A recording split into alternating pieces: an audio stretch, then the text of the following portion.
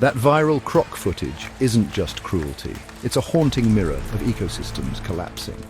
In December 2024, a grainy smartphone video of a skeletal crocodile at Guangzhou Zoo spread like wildfire, racking up over 50 million views in days. Viewers recoiled as its ribs protruded through cracked scales and once powerful jaws sagged from malnutrition. I couldn't unsee that hollow eye.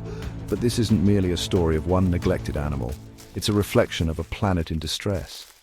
This single clip reveals more about our planet's health than we ever bargained for.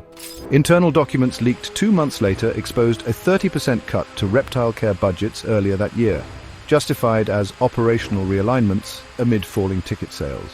Routine health checks were delayed, water quality tests reduced, and enrichment programs cancelled. Veterinary logs chronicle missed feedings and cloudy pools, while keepers pleaded for basic supplies. In effect, the institution charged with protecting wildlife had mirrored the very neglect it condemns in the wild. Just like the starving croc, wild crocodilian populations face parallel pressures. The International Union for Conservation of Nature reports a 25% decline in many species over the past decade, driven by habitat destruction, illegal hunting, and polluted waterways. Rivers once teeming with these apex predators now run shallow or vanish under dams. Wetlands are drained for farms and factories, choking life at its source. When a zoo enclosure becomes a site of starvation, it echoes a far larger tragedy unfolding across wild landscapes. Outrage surged under the hashtag #SaveTheCroc, peaking within 72 hours, but then it faded.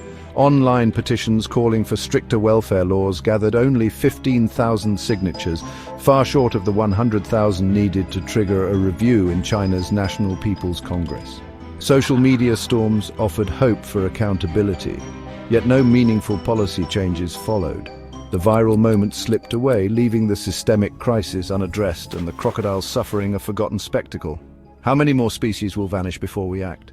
Just when it seems outrage might force real change, a startling twist emerges. Leaked budget forecasts reveal that money saved from cutting reptile care was funneled into a new immersive shark tunnel exhibit.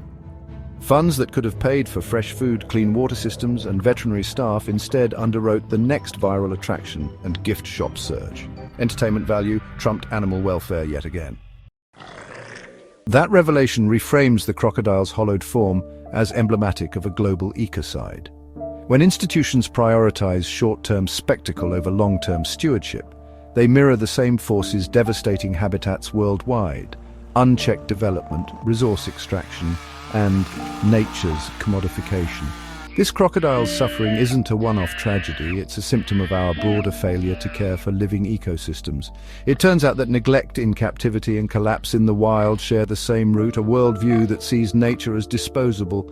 Every cost-cutting memo and every drained wetland whisper the same message: profit first, planet second. If we can't ensure basic care for one crocodile in a controlled environment, how can we hope to safeguard vast, interdependent wetlands teetering on the brink? Share if you stood up for #SaveTheCroc, and demand better for the countless creatures whose stories never go viral. Then a painting penguin asks, are we rewarding art over action? Marley's paintings tug at heartstrings, but is performance overshadowing real protection? Hit like if you think animals shouldn't perform for us.